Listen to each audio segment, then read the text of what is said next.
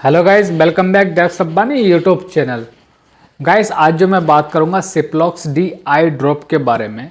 ये आँख में भी डाला जाता है और इसको कान में भी डाला जाता है, यानी दोनों में अगर बैक्टीरियल इन्फेक्शन हो जाता है तो इस ड्रॉप को इस्तेमाल में लाया जाता है। कैसे इसको इस्तेमाल करना है, कितनी डोज में इसको डालना होता है, कितने दिन तक इसको डालना होता है और किस किस बीमारी में इसको नहीं डाला जाता, पूरा मैं डिटेल में बताऊंगा। गाइस, वीडियो को लास्ट तक देखिएगा, लास्ट तक देखेंगे तो आपको पूरी बात समझ में आ जाएगी। चलिए गाइस, बिना देरी के शुरू करते हैं वीडियो। गाइस, आज जो हम बात कर रहे हैं सिप्लॉक्स डी आई ड्रॉप और ईयर ड्रॉप के बारे में बात कर रहे हैं। इसको जो कंपनी बनाती है सिप्ला फार्मास्यूटिकल कंपनी बनाती है। इसके अंदर जो कंपोजिशन होता है सिप्रोफ्लॉक्सासिन होता है और डेक्सामेथासोन होता है। सिप्रोफ्लॉक्सिन फ्लोरोक्विनोलिन कैटेगरी का एंटीबायोटिक है और डेक्सामेथासोन एक स्टेरॉइडल मेडिसिन होती है। ये जो आंख में भी डाला जा सकता है सिप्लॉक्स डी ड्रॉप को, और कान में भी डाला जा सकता है। यानी आपके आंख और कान में कोई भी बैक्टीरियल इन्फेक्शन होता है, बैक्टीरिया की वजह से कोई इन्फेक्शन हो जाता है, पस वगैरह आने लगती है या कोई जख्म वगैरह हो जाता है, तो उसको ठीक करने के लिए इस ड्रॉप को डालने की सलाह दी जाती है।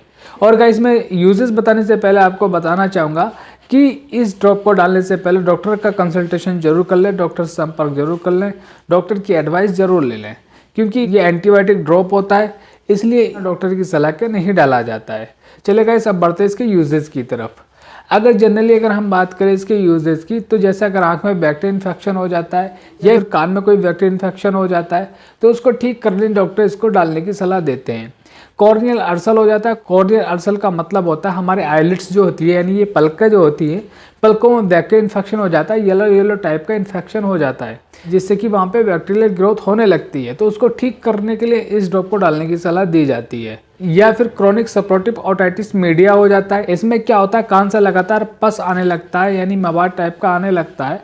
ज़्यादा पस आने की वजह से कान में छेद हो जाता है, तो उसको ठीक करने के लिए इस ड्रॉप को डालने की सलाह दी जाती है।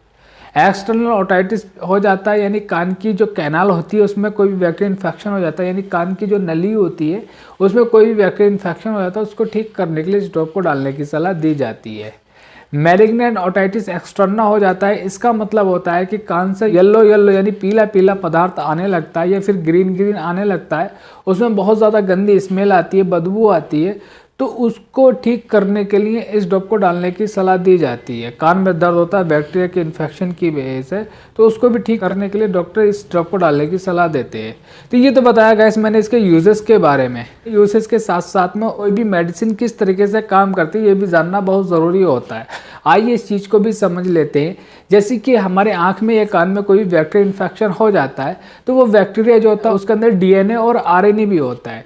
जो डीएनए सीक्वेंस जो पूरा बना होता है उसके अंदर एक एंजाइम प्रेजेंट होता है, डीएनए गायरेस, जो कि डीएनए के डेवलपमेंट को, डीएनए को बनाने में मदद करता है, जिससे कि बैक्टीरिया लगातार बढ़ता रहता है और इन्फेक्शन को बढ़ाता रहता है। जब ड्रॉप डाली जाती है, सिप्रोफ्लॉक्सासिन क्या करता है, जाके वो डीएनए गायरेस एंजाइम को खत्म कर देता है, इनहिबिट कर देता है, जिससे कि क्या होगा कि जो इन्फेक्शन बढ़ रहा होगा बैक्टीरिया की वजह से वो कम हो जाएगा और बैक्टीरिया मर जाता है और बैक्टीरिया की ग्रोथ रुक जाती है। जो इन्फेक्शन बढ़ रहा होता है, जो भी आँख में हो या कान में हो, वो रुक जाता है और वो धीरे धीरे ठीक होने लगता है। बाकी हमारी इम्यूनिटी जो उसको प्रॉपर ठीक कर देती है, जो बॉडी में इम्यूनिटी होती है। अगर इम्यूनिटी के बारे में आप जानना चाहते हैं तो इस पे मैंने अलग से इसके सिरप से वीडियो बना के अपलोड कर दिया, लिंक डिस्क्रिप्शन में दे दूंगा, उनको जाके भी आप देख सकते हैं।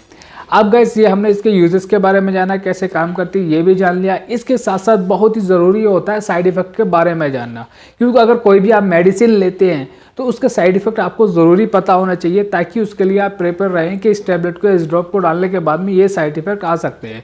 तो जैसे कि अगर इस ड्रॉप को डालेंगे, कॉर्नियल डिपॉजिट हो सकता है। कॉर्नियल डिपॉजिट का मतलब जो आईलिड्स होती है, उन आईलिड्स में ड्रग्स यानी मेडिसिन जो जमा होने लगती है, जिसकी वजह से आगे परेशानियां हो सकती है। आंख डिस्कम्फर्ट हो सकती है, अजीब सा फील हो सकता है, ओकुलर हाइपरमिया हो सकता है और टेस्ट चेंज हो सकता है, यानी इस ड्रॉप को डालने की वजह से जो आपकी जीभ का टेस्ट होगा, स्वाद होगा, वो बदल सकता है। अगर इसके अब गाइस डोज की बात करें, कितनी डोज में इसको डाला जाता है, इसकी 1 से 2 बूंद आँख में या कान में डाली जाती हैं और इसको हर 4 घंटे पे आप डाल सकते हैं। बाकी जैसे डॉक्टर आपको एडवाइस करेगा, आपके डिजीज़ के हिसाब से कितना सीवियर हो उस हिसाब से आपको डालना होगा, इसको इस्तेमाल करना होगा। तो गाइस, ये मैंने बताया आपको Ciplox D I drop and year drop के बारे में। होप सो गाइस आपको पूरा समझ में आ गया। समझ में आ गया तो प्लीज़ वीडियो को शेयर करें और चैनल को सब्सक्राइब करें। ऐसे ही नॉलेजेबल वीडियो के साथ मिलते हैं हम अगली वीडियो में।